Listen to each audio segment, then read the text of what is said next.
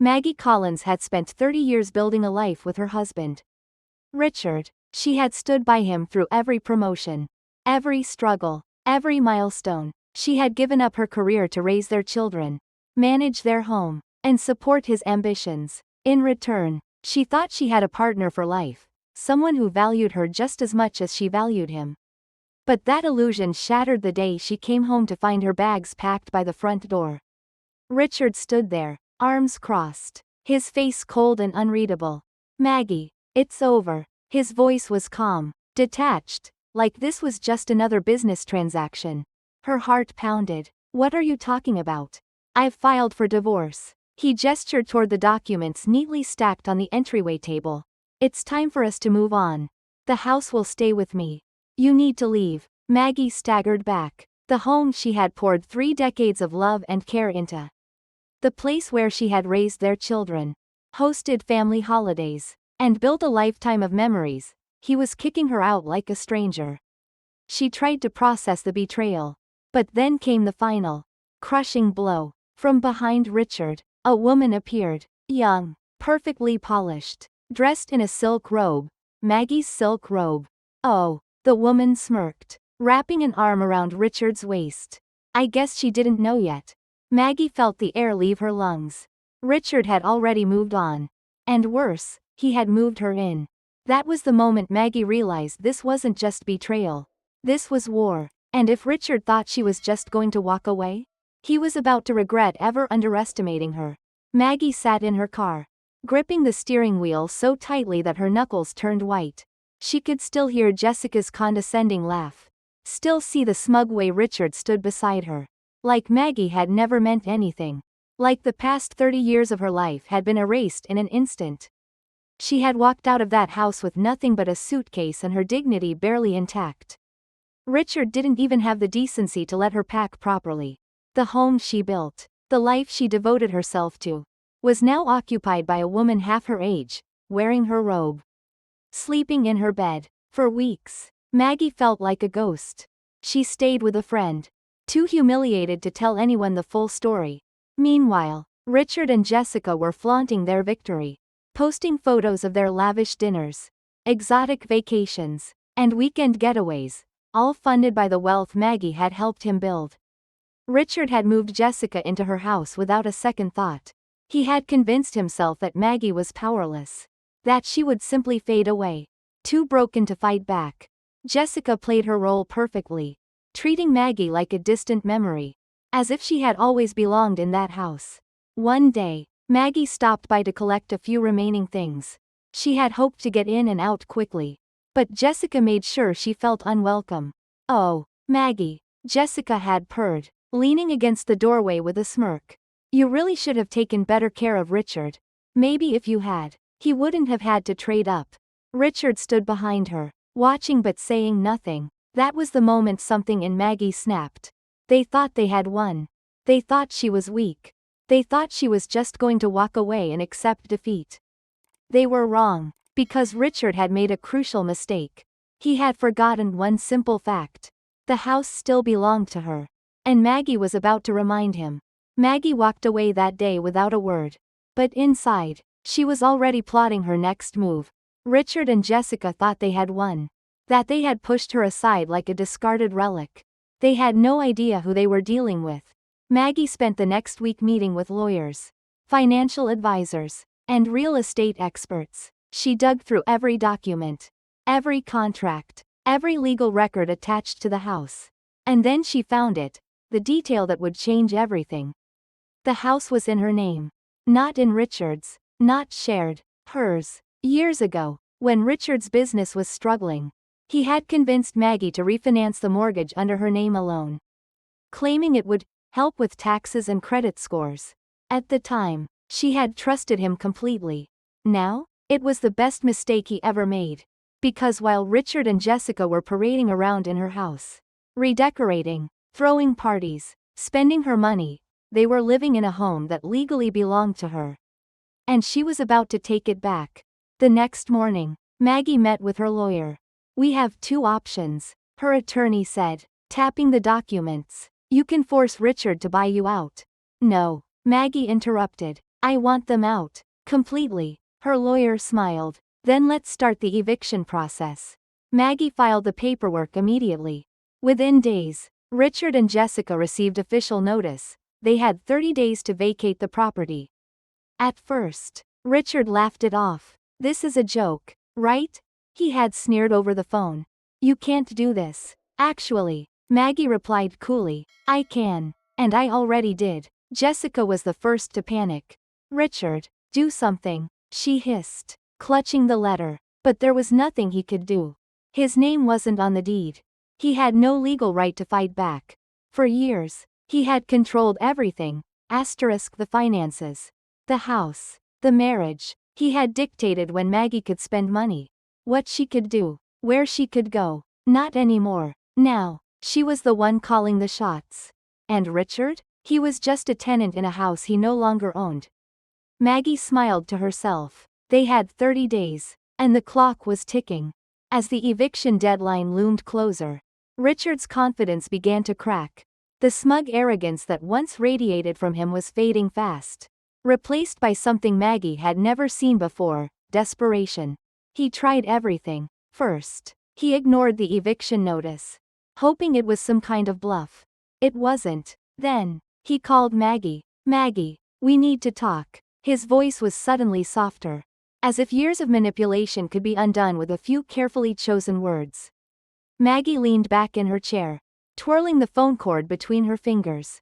Oh, about what? You don't have to do this, he said, his tone dripping with forced concern. We were together for 30 years. Maggie, you don't really want to throw me out, do you? She laughed. Actually laughed. Funny, you didn't seem to have a problem throwing me out. Silence. Then, he dropped the act. You're making a mistake. You don't know what you're doing. Maggie smirked. Oh, Richard, I know exactly what I'm doing.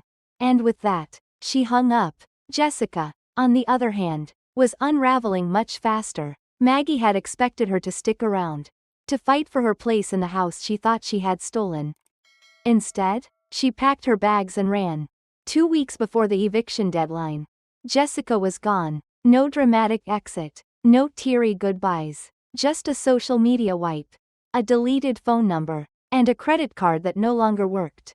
Turns out, Jessica was only in it for the money, the luxury, the status. Once Richard's power started crumbling, she lost interest. And Richard? He was left to rot in his own mess. Maggie could imagine the scene, him standing in an empty house, surrounded by the wreckage of his choices. No wife, no mistress, no money, and in just a few days, no house. Because Maggie wasn't bluffing. The final showdown happened on the morning of the eviction. She arrived with a legal team and a sheriff's deputy, watching as Richard stood on the front porch looking like a man who had lost everything. Maggie, please, let's be reasonable. His voice wavered, his arrogance completely shattered. Maggie tilted her head, pretending to think. You know, she mused, I would love to, but then I remember the day you threw me out of this house.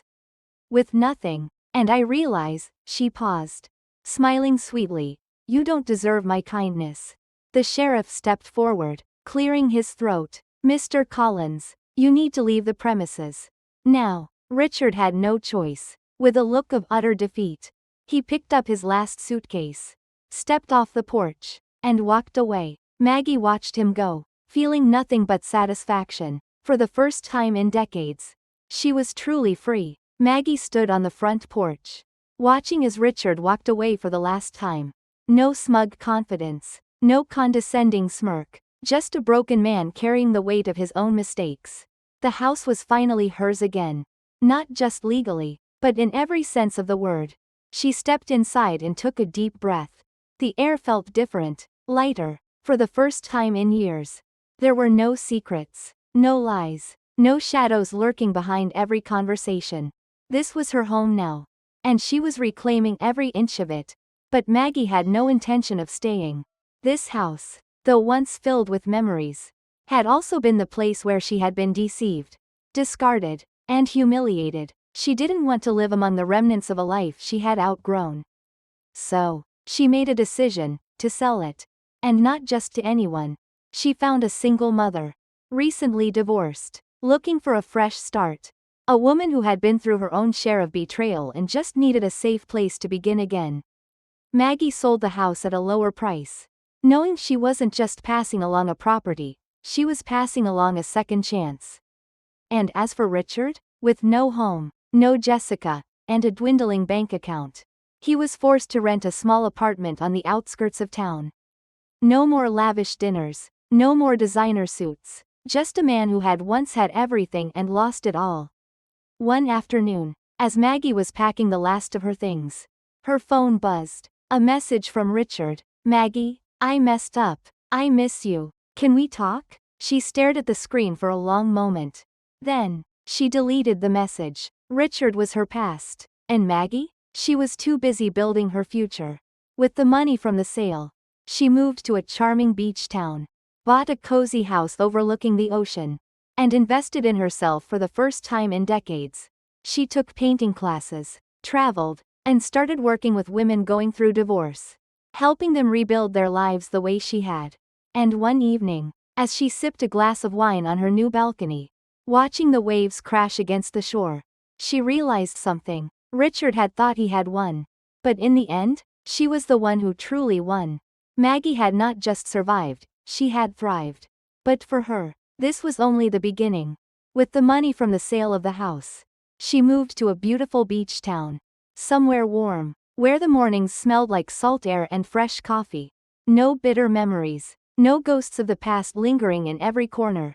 Just peace, freedom, and the sound of waves crashing against the shore. But Maggie wasn't the type to sit still for long.